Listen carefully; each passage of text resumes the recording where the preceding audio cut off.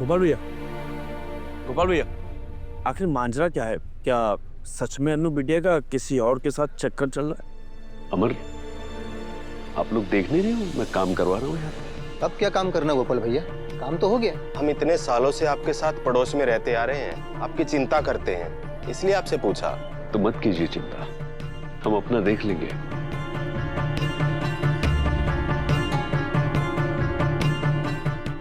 इतने सालों से इतने अच्छे ताल्लुकात हैं हमारे गोपाल भैया के साथ, फिर भी हमें अपनी समस्याएं नहीं बता रहे हैं। अरे किस मुंह से बताते भाई, नाक कटवा दी बेटी ने। क्या सच में अनु का किसी से चक्कर चल रहा है? अभी नहीं, बहुत पहले से। अगर ऐसा है तो फिर ये लोग अन्नू की शादी किसी और से करवाने पे क्यों तुले हैं? भाई क्यों, कहा, कैसे? थोड़ा सब्र करो, कुछ ही दिनों में सारा सच सबके सामने आ जाएगा। सुन,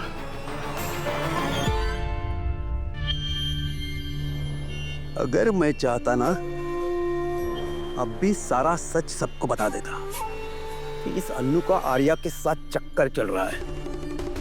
अरे इज्जत चौराहे पे आ जाती गोपाल की, पर क्या करूं, ये मीरा मैडम की वजह से चुप हूं।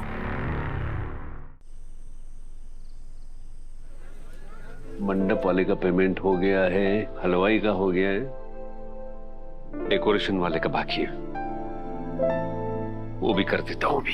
शर्मा जी, हाँ जी। जब से शादी टूटी है ना, आप बस भाग दौड़ में लगे हुए हो। चैन से सांस तो ले लो। अभी ताजा ताजा हार्ट अटैक आया है आपको, जवान नहीं रहे आप। बैठी, 2 मिनट बैठी। ये लीजिए, दवाई लेकर के आ रही हूँ और आप दवा खा के आराम कीजिए। और उसके बाद अगर आप इधर उधर हिले ना, तो मुझसे बुरा कोई नहीं होगा, समझे? कल चेकअप के लिए भी जाना है। मुझे कोई दवाई नहीं खानी है। अरे क्यों?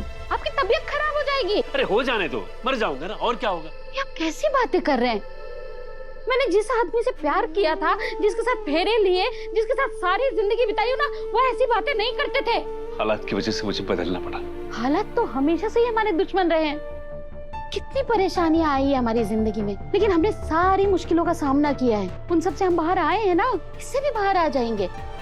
कभी गरीबी, कभी रघुपति, कभी म्युनिसिपैलिटी, उन सब से हम लड़े हैं ना, उन सब से बाहर आए हैं ना, इससे भी आ जाएंगे। शर्मा जी, मेरे शर्मा जी इतने कमजोर नहीं है। और सबसे बड़ी बात, हमारे पास एक दूसरे का साथ है। और जब किसी ऐसे इंसान का साथ होता है ना, जिसे हम प्यार करते हैं, तो जिंदगी में चाहे कितनी भी मुश्किलें आए, हम उससे बाहर आ ही जाते हैं। हम हमारी जिंदगी से लड़ पाए हैं, इन मुश्किलों से हम निकल पाए हैं, क्योंकि हमें एक दूसरे से प्यार है। पर अनु को मोहित से प्यार नहीं है शर्मा जी, इसीलिए कल को आगे जाकर के रिश्ता टूटना ही था। तो शायद माता रानी हमें वो दिन नहीं दिखाना चाहती थी, इसलिए ये दिन दिखाया है उन्होंने। इस बार जो कुछ भी हुआ है ना, उससे तो मैंने यही सीखा है कि अब हम अनु के लिए लड़का ढूंढेंगे तो ऐसे लड़के को ढूंढेंगे जिसे अनु को प्यार हो। क्या कहने की कोशिश कर रहे हो? अनु किससे प्यार करती है? देखिए शर्मा जी, मैं इस रिश्ते के लिए कभी नहीं मानूंगा। पर क्यों? कितनी बार बताना पड़ेगा? वो अनु से उम्र में बड़े हैं। पर इंसान तो अच्छे है ना। सिर्फ इतना ही काफी नहीं होता, उससे भी बहुत कुछ ज्यादा देखना पड़ता है। क्या?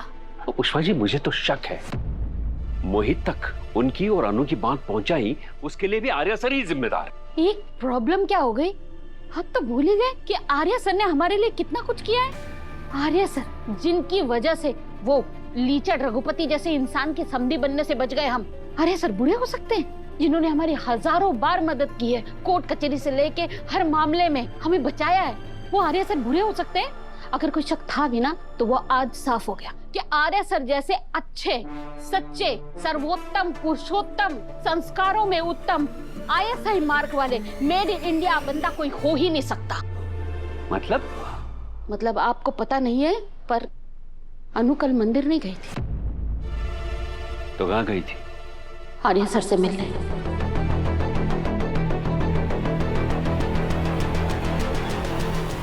क्या? हल्दी छोड़कर अनु? देखिए, गुस्सा बाद में कीजिएगा, पहले आप मेरी बात सुन लीजिए। इसमें ना आर्या सर की गलती है ना अनु की। वो सिमरन और भेंडे सर उन्हें लेके गए थे, क्योंकि वो चाहते थे कि आर्या सर अनु भागकर शादी कर ले।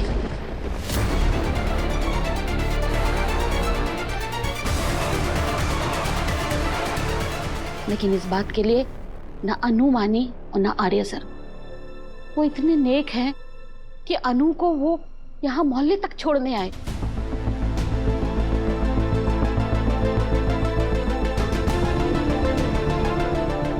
और जब मैंने ये सब देखा ना तो मैं भी पिघल गई।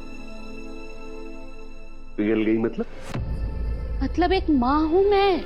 कुछ देर के लिए एक माँ होने के नाते मैं सब कुछ भूल गई। ये दुनिया, दुनियादारी, समाज के चोचले ढकोसले सब भूल गए। मुझे सिर्फ एक बात दिखी कि मेरी बेटी की खुशी किसमें है। और मेरी बेटी की खुशी सिर्फ और सिर्फ आर्या सर के साथ है। इसलिए मैंने अनु से कहा कि वो आर्या सर के साथ भाग जाए और शादी कर ले, क्योंकि आप इस शादी के लिए कभी नहीं मानेंगे।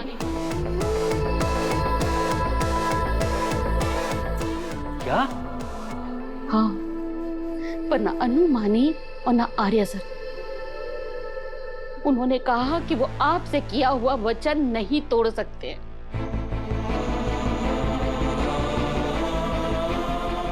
और अनु को मुझे सही सलामत सौंप कर चले गए।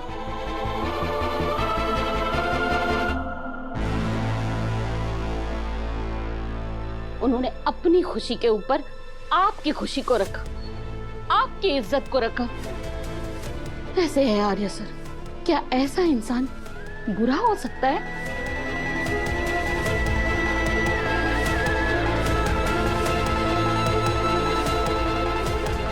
सही गलत मैं नहीं जानता, पर इतना जानता हूं कि अनु के लिए ठीक नहीं है। ये तय करने का हक ना अनु को है। अनु अपना फैसला पहले ही बता चुकी है। क्या बोला उसने? कुछ बोला? उसने बस आपकी हाँ में हाँ मिलाया है। आपकी खुशी में अपनी खुशी जताई है। आपके फैसले को अपना फैसला बताते रही। पर सच में उसका फैसला क्या है, क्या आप जानते हैं? आपने देखा उसकी आंखों में उसका दर्द, उसका प्यार। आपको कैसे ये बात समझ नहीं आई कि ये शादी वो सिर्फ आपकी खुशी के लिए कर रही है?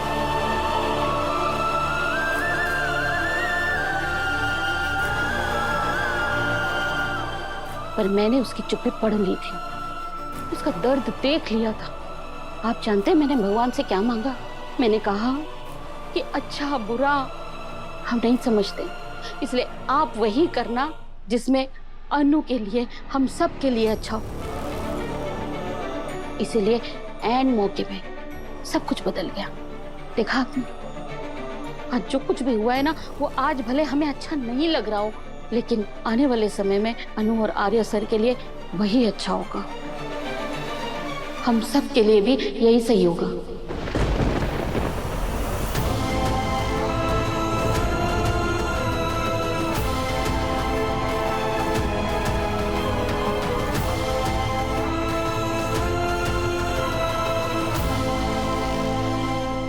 आप कुछ भी कहो, मैं ये रिश्ते के लिए नहीं मानूंगा, कभी नहीं मानूंगा। तो फिर मेरा भी फैसला सुन लीजिए। इस बार अपनी बच्ची की खुशी उसे दिलाने के लिए मैं किसी भी हद पे जाऊंगी, और जरूरत पड़ी ना तो अपने पति के खिलाफ भी।